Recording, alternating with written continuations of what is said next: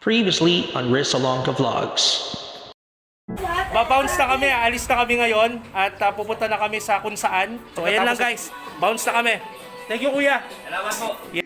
And at this point of the video guys, mga dakong alas 10:30 ng umaga ng April 9, ang grupo ng Team Rizalonga Vlogs already headed out sa city ng Baguio para makapag-explore. At kasama sa aming itinerary ay ang pagpunta sa mga historical landmarks at mga tourist spots dito sa Baguio City.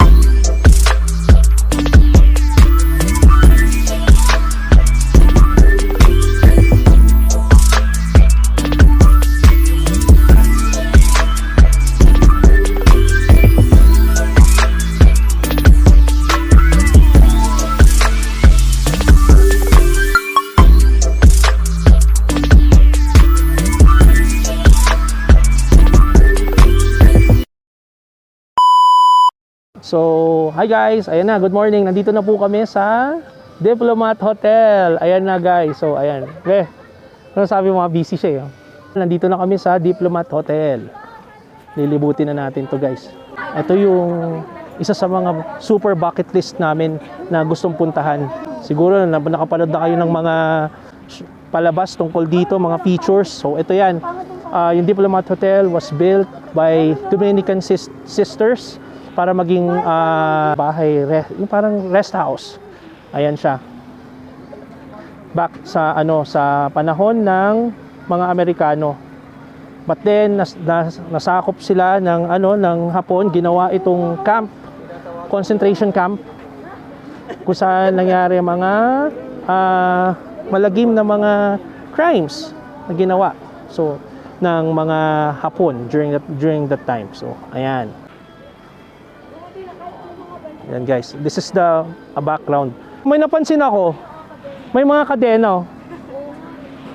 Ayan may mga kadena. Hindi ko alam kung para saan yan, pero ayan. May napansin ako, tingnan mo to. Ito yung mga CRs. Ito siguro mga cubicle to or something. Tulugan talaga. So imagine how many years this has been here already. Tingnan mo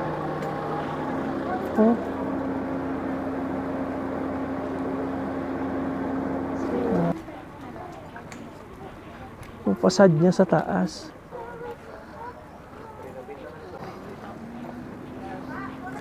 So ayan guys. And then ayun yung view sa baba, yung kaninang dinaanan namin. Ayan.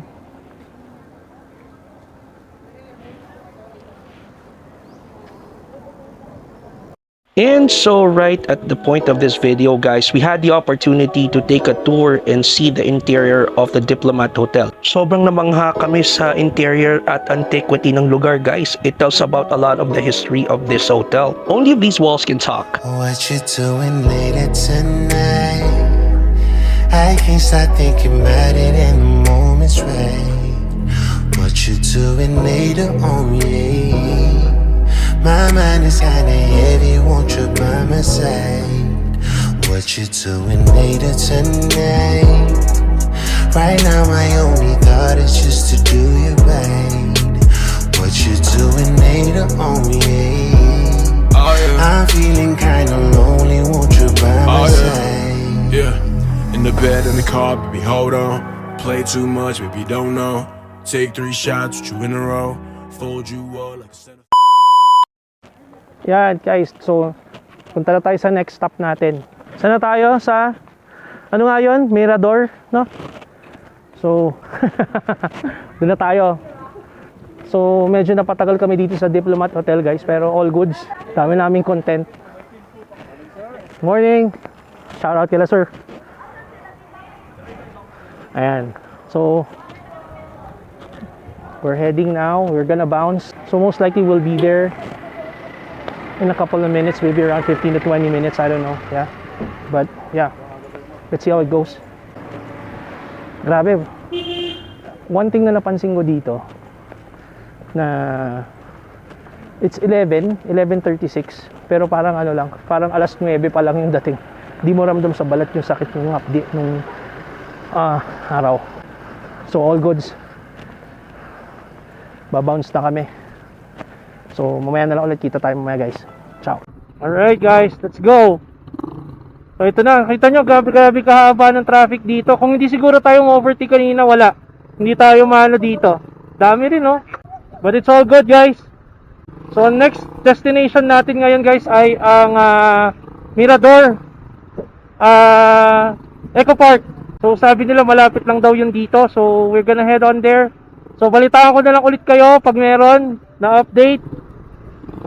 Alright guys, so ayan, bali may slight change of plans kami guys dun sa second spot namin. Kasi kung napansin nyo kanina, dapat ang original plan is to go to Miradel Eco Park. Yung parang naisip namin na medyo since napatagal kami sa Diplomat Hotel, hindi na namin dadaanan yung yung Miradel Eco Park. Rather, dediretso na kami to sa next destination namin, which is yung Igorot Stone Kingdom Park, which is medyo malayo-layo from here. Pero yun na lang muna yung initial na plano namin.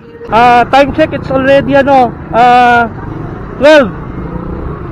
So ayan, medyo natanghali kami pero okay pa rin. Kasama talaga sa ride yan yung mga sudden changes on the fly. Ito yung grupo. Babiyahin na ulit kami with our Baguio trip. Here we go! Woo!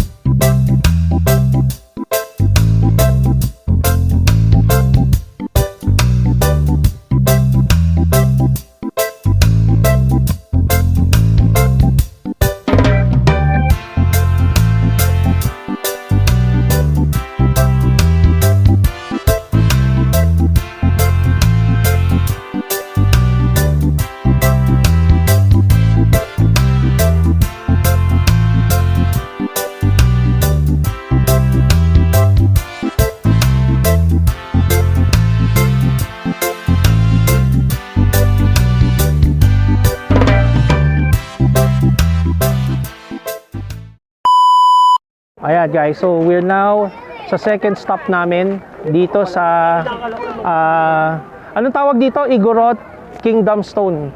Igorot Stone Kingdom. So ayan. Ito talaga yung request nitong babaeng to puntahan niya. Ayan, ito may kasalanan yan Yan Dito ang punta. So I suppose meron pang ticket. May ticket. May ticketing. So may bayad pala. Magkano? 100 per head? 100 per head. Ayan po ang hinihintay lang namin guys yung kumuha ng ticket. Si Tere kumuha ng ticket. Kasi 100 per head pala dito ang entrance. So ayan, wait lang natin sila. Ayan na. Ayan na.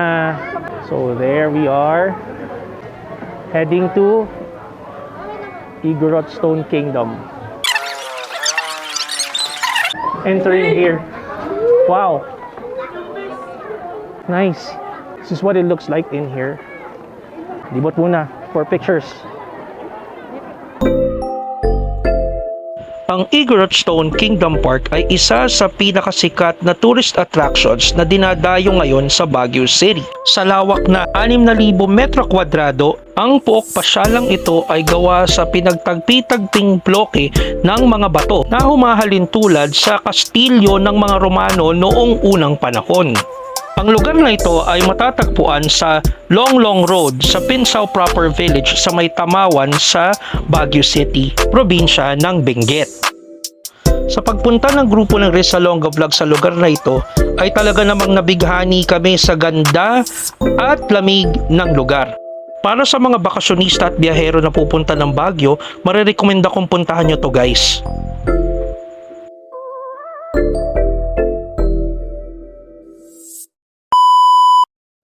Alright guys, so nandito na ako sa tuktok ng Igorot Kingdom Mountain. Why is it tuktok? Kasi this is what I saw. My view right there. Ayan guys, oh. So I was looking at it. It's made up of stones and pebbles. And then you see the picturesque view of the mountains right there.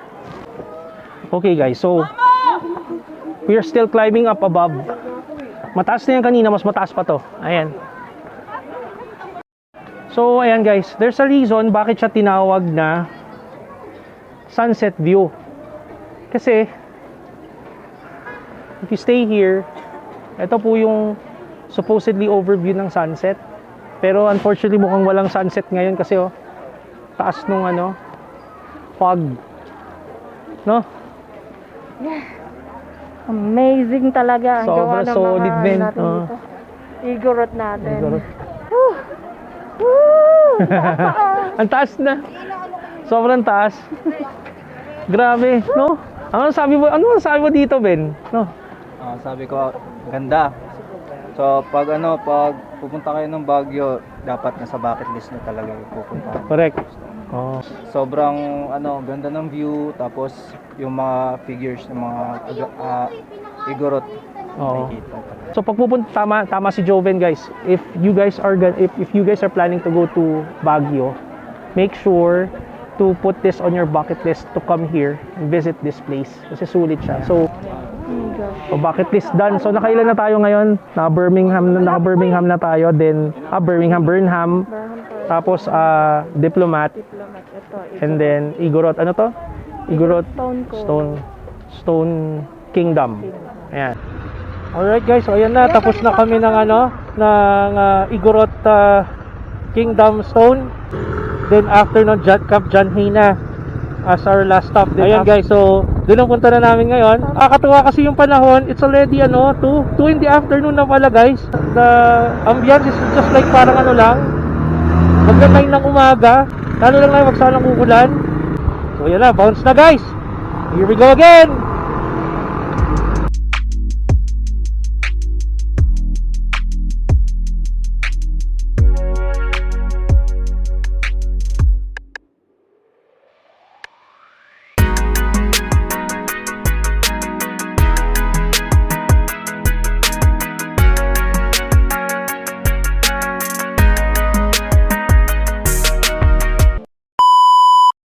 Guys, welcome to Camp John Hay! Woo!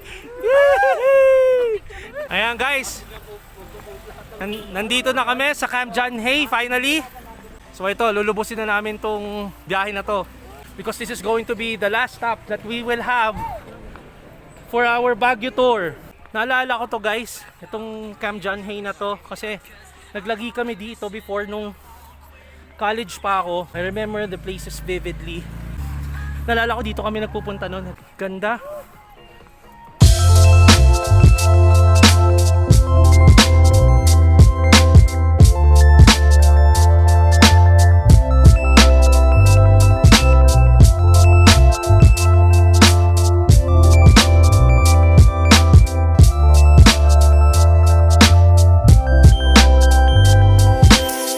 Hear the night storm young, feel my soul at the fear, throw the daft into archlight,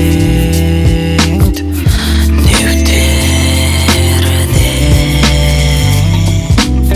Oj, oj, oj.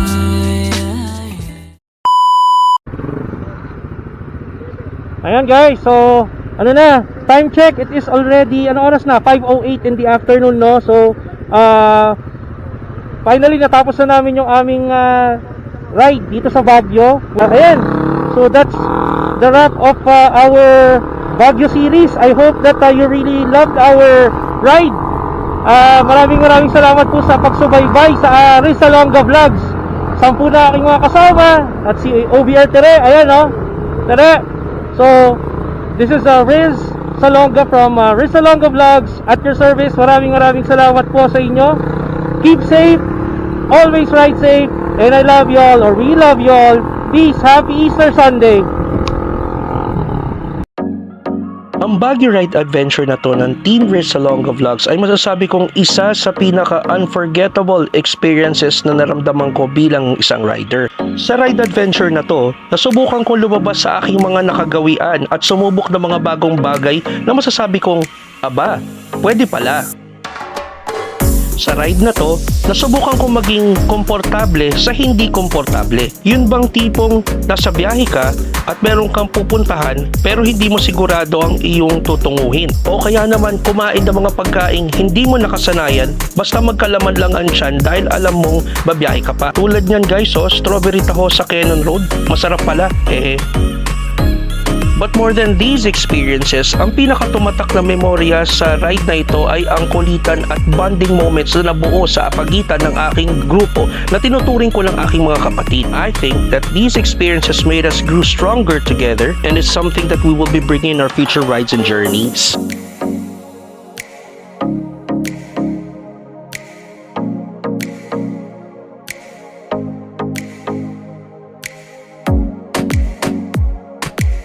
Maraming salamat din po sa patuloy na pagtangkilik sa Rizalonga Vlogs at naway nag-enjoy kayo sa ride series na to. Until next time, kita kits!